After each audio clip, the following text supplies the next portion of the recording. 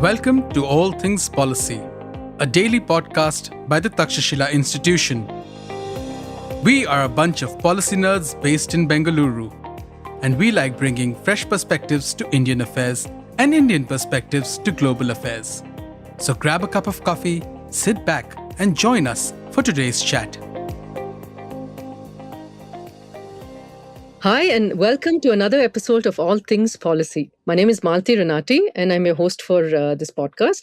And we'll be speaking about climate change and it's how it's reshaping sports in today's podcast. And I'm excited to introduce my guest today, none other than Sharda Ugra, who's a veteran sports journalist with over 3 decades of experience across newspapers, magazines, and digital platforms. She co-authored key books like John Wright's Indian Summers and Yuvraj Singh's The Test of My Life. So welcome, Sharda. It's always a delight to hear your experiences and sharp insights on our sports landscape. Hi, Malti. Thank you for your kind words. Very, very glad to be here on talking about a fairly serious subject in world sport today. Yeah, thank you. Thanks, Sharda, for making the time. So we shall be looking at how climate change, and this includes things like pollution, shifting weather patterns, how this has impacted athletes and sports calendars, for that matter. In the recent past, we're hearing a lot of this in the news. So the flow of this podcast would be that we'll discuss this around the 3 pillars, the 3 agents of change, the Samaaj, that's the society. Then we'll look at the markets and how it has adapted or how it's impacted the markets. And then we'll finally look at the government and the policies around that. And this shall be done both at the global level as well as locally, looking at our Indian landscape. So just before we get into the society, we all know that the impact of climate change, it's sort of been evident across all sectors worldwide. The changing weather patterns have resulted in either oppressive heat or extreme cold, especially for those working outside. This could be agricultural laborers, the construction teams in infrastructure projects, public work professionals, and athletes have also been impacted in many ways. This is from a grassroots all the way up to an elite athlete. So at a micro level, Sharda, I'm sure you would have seen this and you would have also reported on this on multiple occasions, but it directly affects an individual's health and performance, right? It influences their ability to participate. And this could be in the form of heat waves, where there's a risk of dehydration, cramps, and even fatal heat strokes, which only increases, right, with the high endurance sports like cycling and marathons and other things. So could you tell me from what you have observed, especially since you've been a journalist over the last 3 decades, and you should have seen this gradually transforming over the years, and especially more recently. What's its impact been on athletes and on their health and at the grassroots level, especially? I think firstly what happens, Malti, is when anything happens in sport, which to us is a visible, large, global event, which you're watching, is entertainment, you're told all of that, is that we forget the conditions in which athletes are playing. Mm-hmm. So in India, for example, in cricket, for example, we have played, Delhi has a tournament called the Hot Weather Cricket Tournament. So it happens from 6 o'clock in the morning or something like that till about 10 or 11, and then again in the evening. So there has been, Indian summers have always been hot in the sense of, and they've kind of adjusted to this extreme temperature. But I think when you're playing, so in grassroots, the conversations that we're getting, I used to, when I lived in Delhi, I remember because it was hot, I used to run at the time. I had to be back in the house by 7 o'clock in the morning. So you're leaving early. Yeah. And so at that time, you're not talking about pollution and those conversations are not happening. It was just weather. And you kept saying, okay, this is Delhi, this is the weather, this is what it is. But now, of course, sport has, in the time since I could run, sport has exploded. And you see so many more people at a grassroots level trying to take up all kinds of sport, whether it's long distance running, whether it's training for something else, schools, universities. So there's been a big explosion in that in the Indian scenario. And we're seeing that in the West, the first impact of climate change was actually, I think, I could be wrong, was felt at the international elite level when they found that the snow on which this winter sports used to take place was not turning up. There wasn't enough, and now when you go around it and it just seems obvious and perhaps one of the scariest stories I read about it was about the Kenyan athletes that train at high altitude near Eldoret and so on, the runners. They said because the heat had increased the ground on the mud tracks on which they ran, they became harder and harder because the ground was drier, and they started getting ankle injuries and knee injuries and so on. And you're thinking, this is like the group from where the great runners have come in over these last few centuries, the Kenyans and the Ethiopians. And that is what it's affecting. That's what the weather is affecting. protecting. So this is sort of a grassroots kind of sporting culture in Kenya, which is now built into, which leads up as a direct pathway that leads up to global level, and literally the ground beneath their feet has become harder. It's not softer to run on. And then you'll see the same thing in all sports that are popular. You'll see it in, there was a great piece by Hita Prakash at Deccan Herald, which both of us talked about, which said in UK matches are getting cancelled. David Goldblatt has pointed out that at the recreational level, matches are getting cancelled because of excessive heat. Right. But the good thing is that there's a recognition now and an awareness in many parts of the sporting world that this is something that has to be looked at, and the athlete has to be protected. And before the event has to be protected, before all the rest of it, it is the athlete's physical concerns that are now most important. Yeah, absolutely. And especially when you look at scientifically too, right? For any high endurance sports, like we're looking at the cycling, marathons, and any where there's a lot of exertion, athletes actually inhale 10 to 20 times more air, and thus there's more fine particles. So the fine particulate matter, that's PM 2.5, which goes in and sits in the deepest of our the air sacs in our lungs. These have a huge impact on the ability of the athlete. And so if you're looking at even children in schools who are exposed to this on a regular basis, it means that it'll impact not just the health in the long run, but also the levels of their participation. And at some point, even parents might pull them out of a sport. And so sports as an option, as a hobby, as a way of life, could even the opportunity that a child could have could also be diminished because of where they're living and the influence it has, right? Yeah. And very quickly, the sad thing is that India is just bursting into this great sporting explosion, and for this to suddenly be dialed back because there's worries about health of participants, it'll be quite sad. Not that it'll stop our extremely energetic youth from going out and doing what they do and not listening to their parents, but still, you know what I mean. Right. And we're seeing much. In fact, recently too, we saw this in Delhi, because Delhi has been having AQI levels which are hovering around an average of 300, I would think, right? And anything crossing 400 is hazardous. And so the recent Indian Open 2 got cancelled, the badminton indoor tournament, where we had the world number 3 shuttle player saying that he does not want to participate because at the cost of his health. And so we're seeing more of these things happening, right? Cancellations, we're seeing rescheduling, we're seeing that, when we have something called the wet bulb, metric. And then this is for temperatures that's exceeding 35 degrees. It would mean that athletes who are either training, or if there are any tournaments that are being conducted in those at those temperatures, that we see periods of time when play has to stop. We saw that even in the Australian Open recently, when temperatures crossed 40 degrees, right? So we're seeing more of this happen. Now, as society, for us to adapt to it, as you mentioned, maybe training in the early hours or late in the night when temperatures could be a lot more convenient for them to train, because when you're exerting, right, even your body temperature does rise. But the options that as society, right, is there anything that you would recommend that can be done? Because not everybody can relocate to a different city or a town, right?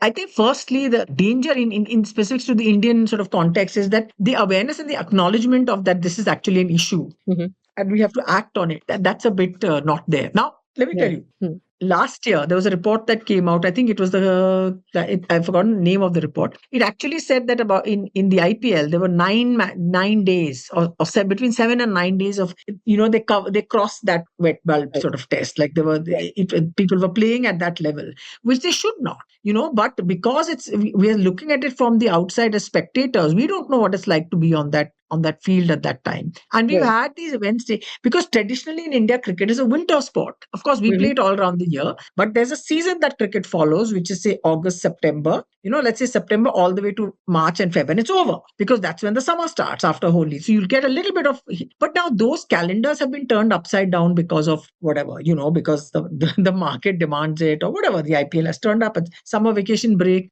and no one is going to look seriously at this until something horrible happens. For someone, I think there have been a couple of instances in the IPL where players just went off because they were physically absolutely exhausted and they could not, continue. But you don't want it to reach a point where something happens, there's a horrible accident and and I think the bigger sport has to take the lead. And then others will understand and follow. Absolutely. Even in the I-League foot, I was talking today before I came on the program to Shamim Miraj, who was the former co-founder of Real Kashmir Football Club, who now works in climate action, and I'll talk a little bit more about him and his program later. So I know that, for example, the I-League last year, the women's league for sure. They were playing in Ahmedabad in 40 degrees temperature at 2 o'clock in the afternoon. Now you cannot have that. That makes no Right. sense. Right. So like for example, in a city like Ahmedabad, I know that they have a lot of night tournaments. They have a lot of night cricket which goes on through the night. So use those things to kind of understand, be aware, acknowledge, and show some sign, that this is what you have to do. The national boxing this year, I think they announced something the 31st of December, and then they postponed because they said they got a government warning about pollution. So that was posted. So that did happen, but there has to be, I think, more talking about this, that it's something that's there, that you have to protect ourselves as much as we can, because how much of control does a sporting body have over the air levels in a city or in a state? It doesn't, but it has to show itself to be mindful, is what I'm saying. Yes, absolutely. In fact, we have had many cases where, as you mentioned, in fact, in 2024, many junior wrestlers got hospitalized in Haryana because they were practicing outdoors. And so they were forced to shift indoors. And we do have limited rural access to cooling facilities. We need to keep that in mind. India is still, though we're the fourth largest country economically, right, worldwide, we still have a long way to go, right? Our rural areas are not cut out or just don't have the facilities or access to facilities where they can just simply shift indoors. We've had cases also where, in fact, this is going to be the collateral damage, as we may call it, where because of the shift in temperature, right, there will be many players possibly who might drop out of sports altogether, and this could impact even female athletes. First of all, we have fewer girls taking to sport, and then this could impact this further because there'll be higher dehydration issues. There could be because women also have 3 times more likelihood of getting asthma, for example. So breathing difficulties are higher, and you'll see a dropout also at that age, adolescence age, and this is not good for the sport because it'll also stunt the talent pipeline, so to speak, for state teams. So this is something definitely that has to be brought in and at the policy level as well, because it is not just independent to sport, but we're looking at how climate change, how global warming, how pollution is impacting sectors at large, right? So, having AQI levels and proper protocols for how and where how events are being conducted and what exposure is okay for athletes from schools up till elite is something that's really important. We know of the UN Sports for Climate Action. This sort of is at an international level, has been around for a while, and it sort of unites actually around more than 50 organizations that engage athletes and fans in sort of emission reduction pledges. So they have this community awareness, it fosters community awareness as well. Would you want to speak a little bit about that, Sharda, about how that's been working over the years? The sort of the formal title for this that you've been referring to is the Sports for Climate Action Framework, and who signed on to it. Right. So it's a big step. It's not just tokenism, because then they have to show that this is what we're doing. So for example, I was talking about Shamim Miraj. So he set up the One Ladakh football club because Ladakh is virtually ground zero of climate change that you can see. So what we're referring to here is what is called the Sport for Climate Action Framework, and the fact that people have signed into this document. And it's not just, when you do this, you're not just doing sort of, lip service that, oh, we are signing on to this, because you then have to show exactly what can be done. So Shamim Miraj, who I was speaking about earlier, he set up the One Ladakh Football Club, One Ladakh FC. And around it, for the first time, this is in 24, he ran the Asia's first sport and climate action conference. It's called Climate 11. And when I went to attend the conference, there was a gentleman who came up there and he said that he wanted to talk. So he didn't introduce. He said, "I'm a mountain guide. I'm a climbing guide." And he said that he had set mountain ropes in August. They set up mountain ropes so people can climb. He said, so the glacier that he passed about a few weeks after setting up ropes for the first time, he said, I checked the temperature on his phone or whatever the app he had. It was showing 29 degrees. And this is at about 5,500 feet, 29 degrees in August. And then we found out, he said, our mountains are going. Glaciers are becoming streams. And then we found out that he was Kalzang Rinzin. He's the first Indian to climb Mount Annapurna without supplementary oxygen. So he's like this really, really serious kind of a climber. And so in that climate action, they call it like every year they have the climate cup in which teams come and play. It was quite lovely to see, in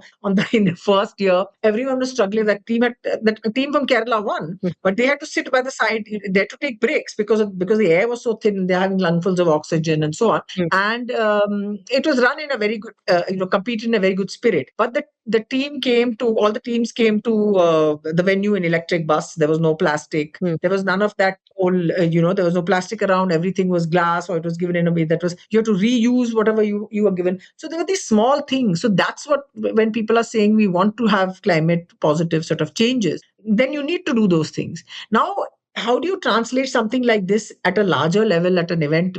Which are the events that Indians go to the most? Cricket matches, Right. So has anyone signed on to? I mean, that's the largest mass of people that are going to a sporting. Has anyone in cricket signed on to the United Nations Sport for Climate Action framework? A few cricket clubs have, like Surrey, which is London, and I think the Melbourne Cricket Club or MCC, Mhm. but not, and the English Cricket Board has, but not the International Cricket Council, because it's not something that's just top of your mind. Right. So I think sports administrators, executives, they need to understand that this is an issue. And the bigger the sport, the bigger it is an issue, because there are more people in it, Absolutely. Yeah. Even, I mean, so David Goldblatt, who is like the big champion of sport for climate action, he said even the shirts that they make are made of plastic virtually. Mm. And they're selling it, and they're telling you we are making it from recycled bottles, but it's not really, that kind of thing. He said we understand why you need to make gear, sporting gear, but you don't need to sell that at mass scale like it's this thing. Right. It's an athlete needs it to be able to deal with sweat and so on. But so he said there's so many things that are there. He said sporting equipment is one of the biggest consumers of, is one of the biggest emission industries that's there. These sporting goods manufacturers. You think it's massive. Shoes, for example. How many excess pairs of sports shoes are there in the world? So, all of that. Yeah, right. And as you rightly said, right, for the sports for climate action, as well as while the first objective is aligning sports with a 1.5-degree climate safe future, as they call it. So essentially, sports have to adapt to the impact of climate change through partnerships and collaborations, because we know that it's not, this is a universal problem, right? So we need to have more people in it so that we can achieve it together. And I think that's key here, because it's not just an India problem, it's not just a US problem or an Australian Open problem or event problem. It's universal.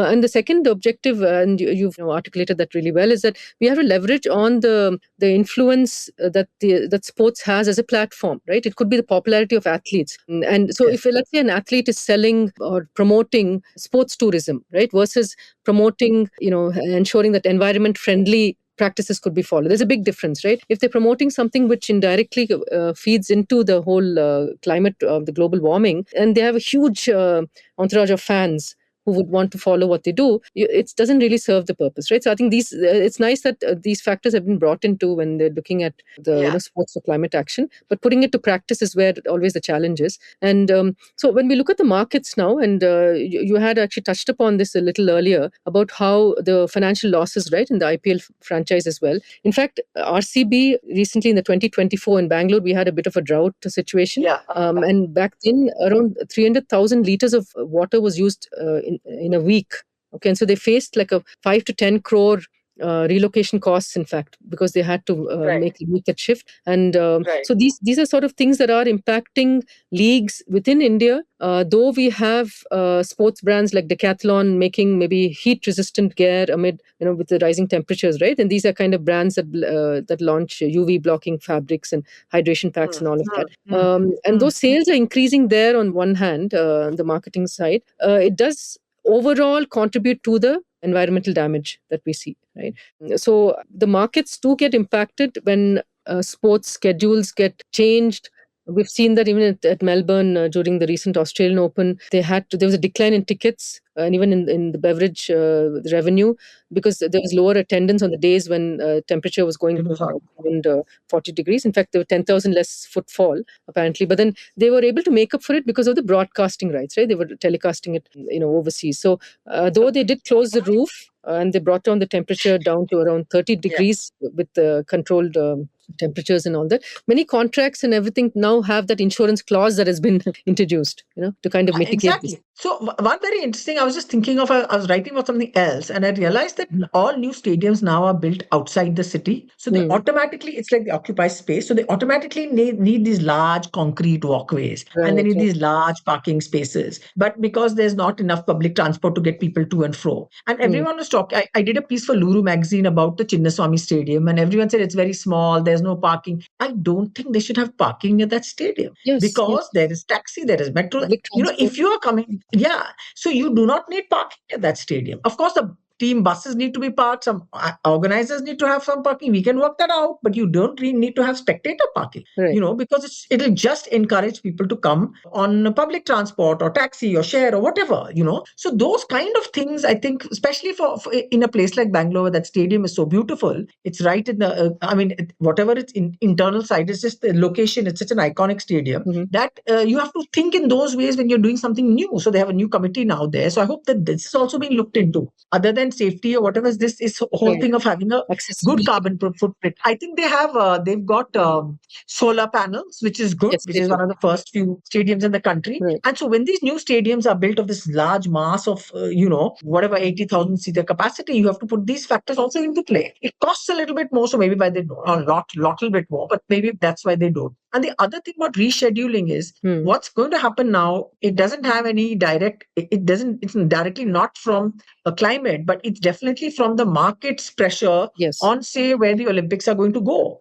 They went to Qatar, so you cannot play football in Qatar summer. The Summer Olympics, if they're going to be held between Qatar, India, our summer, we cannot have summer Olympics in this country. We cannot have sport in the summer unless you're playing in Kashmir or you're playing on hill station. Right. You can't play sport in the summer. June, July, it's like monsoon time in this country. So you're going to have to reorient that whole thing, and the Olympics has to be ready for this reorientation. They have to understand that if they want this big market thing, a country with this larger audience to be there, that's the reorientation you're going to have to do. So are you willing to do it?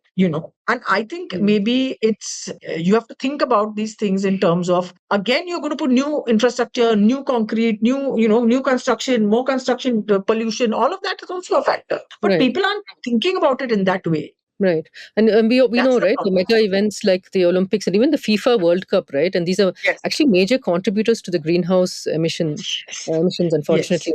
Because the Summer Olympics, historically, cumulative average, you won't believe, is 3 to 3.5 million tons of carbon dioxide. Oh my God. 3.5. That's so many people in one place at the same time. Right. And precisely that, right? The main culprits are actually not just the construction, which leads up to the thing, but also the international travel of athletes. So essentially the footfall, right? Athletes, officials, spectators, the accommodation, the energy use, getting everybody there in one place. And though it is nice, it's got that legacy effect. We got to revisit that, considering how things have been panning out at the global level. In fact, for that matter, Paris. Paris. There's a very interesting story about Paris. Right. That they said that we're not going to have air conditions in the room because we are able to cool through the pipes under the floor, which is a great idea. But the moment I think the athletes got there, Americans, Australians, the countries that are first world and always yelling at us about carbon emissions, they know we want our air conditioning, and they had to get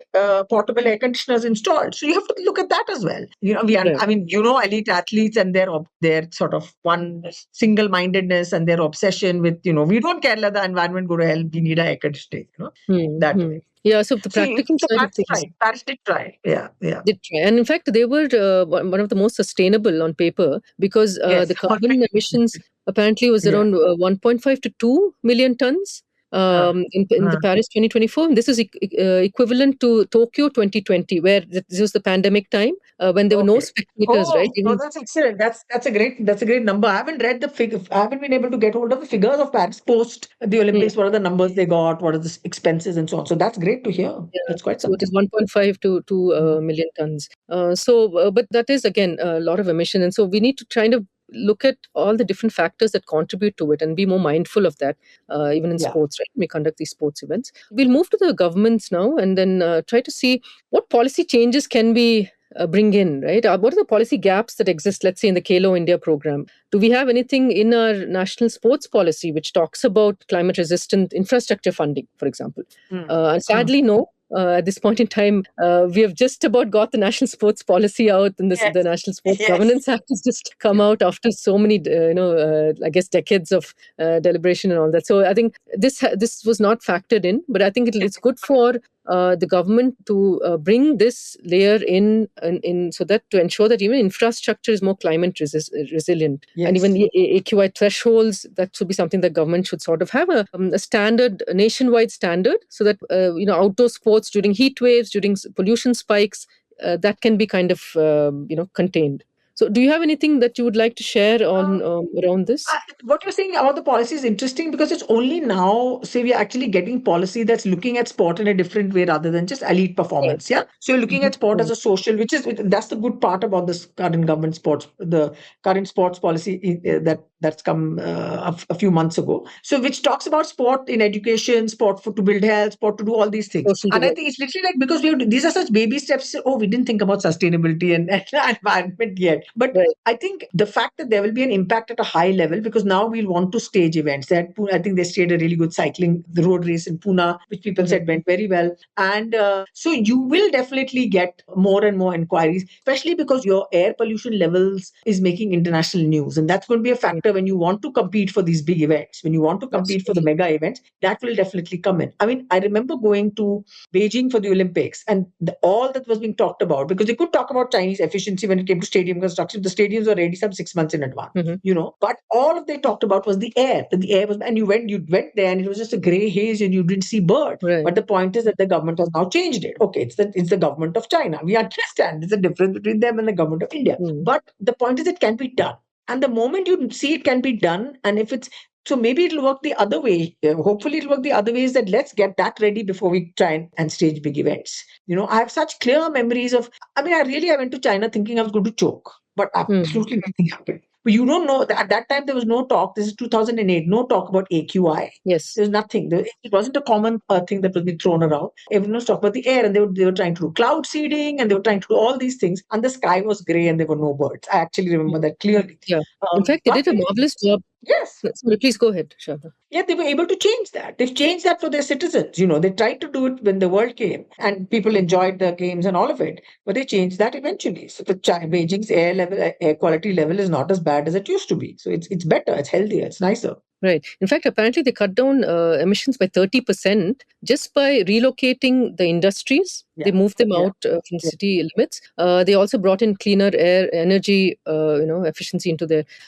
They moved to gas from fossil fuels, and then they also they put restrictions on vehicular movement. Mm, And these are mm, things that you can see Delhi in a similar situation right now, right? A lot of the yeah, pollution yeah, there is because of construction, the traffic, and of course we have the stubble burning. So that's it, and it's also in yeah, a sort of a yeah, basin. So yeah. there are solutions, and we should the policies that we bring in should be looking at not just the short term, but more importantly the long term, because I think that's where it matters. In fact, some of the suggestions I can think of that I'd even written recently was about having these 15-minute cities maybe.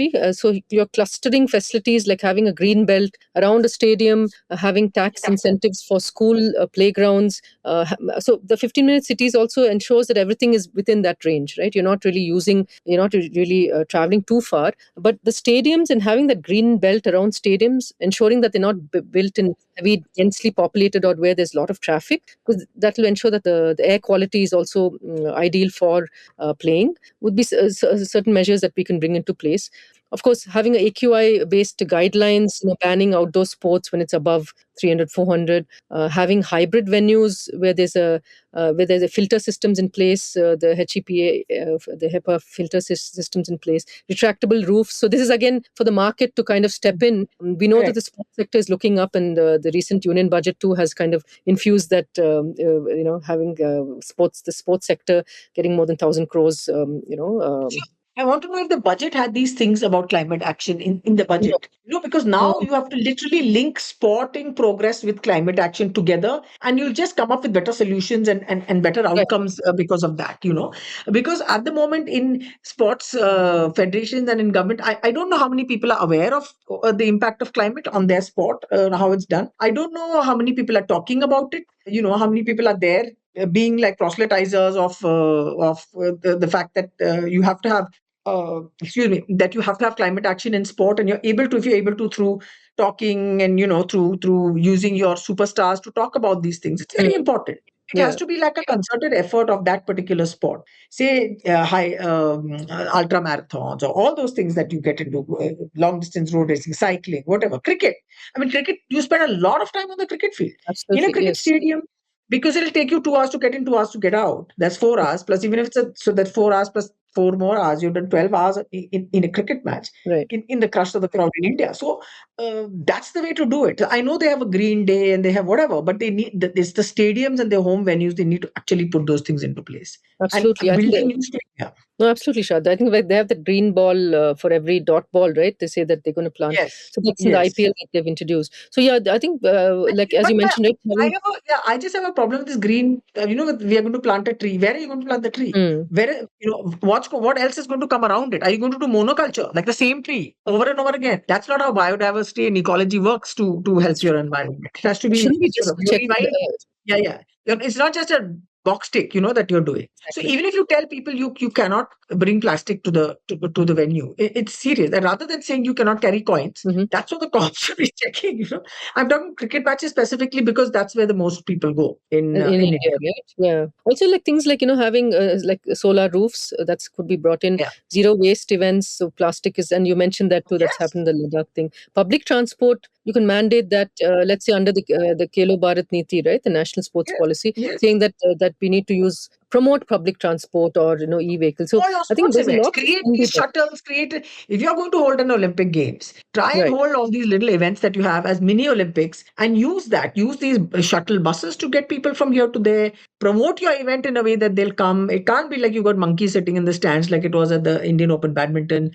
That's all. That's the kind of sort of thought process that needs to go into this. It's not just an aspect because it's connected to so many things. No, absolutely, yes. So so this is interesting, right? And then we see that before we close, Shraddha, would there be anything that you would like to kind of just any key takeaways that you feel the Samaaj Sarkaar Bazaar or anything, any one of those pillars standing out and taking charge? You would need all of them to work. You would need Sarkar and Bazaar to spread the message, I think, in a way, and for Samaj to respond because Samaj is sitting and inhaling all that bad oxygen, that bad air. And if you're able to tell them that this is another way to go, this is another way to do things, then I think people will take to it, because people come to cricket matches, for example, and they are willing to put themselves through enormous hardship to get to the ground on time. Yeah. So if you're able to pass on a message about what else can be done and how it can be done better, you need to improve it in that way. Someone asked me a very interesting question. He said, why don't people spit in airports?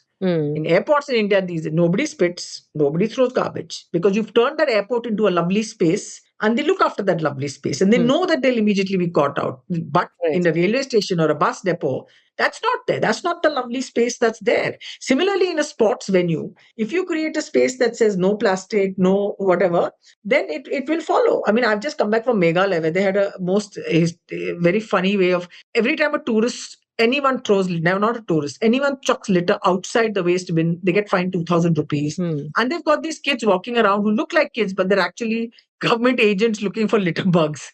That's the thing. So you've got to think of creative ways to do this at a sports venue in the sense. I mean, it's off topic in that sense, but you know what I mean? I mean, you need to bring climate into this discussion and say, we want you to come by public transport. Don't come by your car. We are not going to put parking for Chinnaswamy spectators. They can come. We'll make their walkway better. We'll make it smoother from wherever you get off till wherever you go. We'll make the gates broader.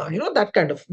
Right, and that awareness, right, and then we as citizens, right, should be proud of what we have, and we should take care of it. Right, it's a mindset shift as well. And we will. I've never seen anyone spitting at the airport in Bangalore or Mumbai or whatever. They'll get roasted with this. Yeah, thank you so much, Sharda. And so on that note, we'll have to conclude. Really a pleasure as always speaking with you. And thank you for Malathi. Thank you for this opportunity. Thank you so much. Lovely to talk to you today. Yeah, thanks, Sharda. And with that, we'll be closing this podcast. Just a reminder for everyone listening in that we have the 48-week PGP program, the postgraduate program in public policy, that starts on the 20th of June. The early bird deadline, of course, is on the 1st of May, though the applications close on the 1st of June, and the program begins on the 20th. So do log into our website, that's takshashila.org.in, to see the details of the program and the timelines as well. Thank you very much. If you liked our show, dive into Takshashila's research on technology, strategy, and economic affairs. Check us out at our Twitter handle at Takshashila INST or our website takshashila.org.in.